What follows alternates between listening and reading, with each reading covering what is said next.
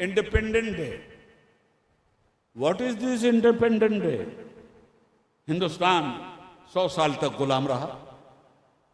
15 अगस्त को आज़ाद हो गया और ये गुलामी आसानी से नहीं खत्म हुई, मुल्क भी आसानी से आज़ाद नहीं हुआ।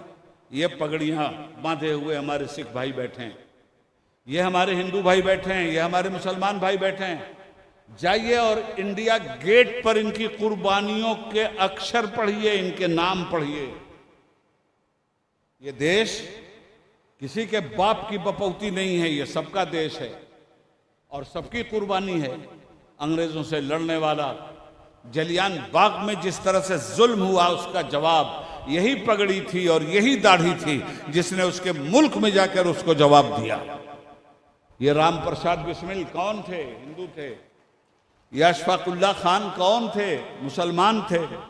इनकी जीवनी क्या है, इनकी कुर्बानी क्या है, इनकी तपस्या क्या है, इनका परिश्रम क्या है?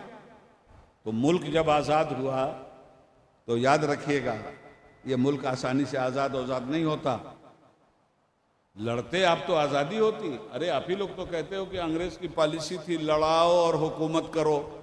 सब लोग बोलते हो कि नहीं बोलते?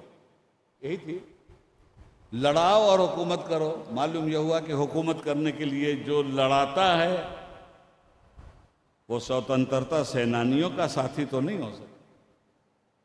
इसलिए कि लड़ाओ और हुकूमत करो, उसी में 100 साल खा गए वो। हमने ताकत दिखाई, ये हिंदू मुस्लिम सिख ईसाई की ताकत थी। ये इन्होंने समझा कि नहीं, हम जो आपस में लड़ रहे हैं अंग्रेज इसका फायदा उठा रहा है, हम भगाएंगे इसको अपनी धरती से।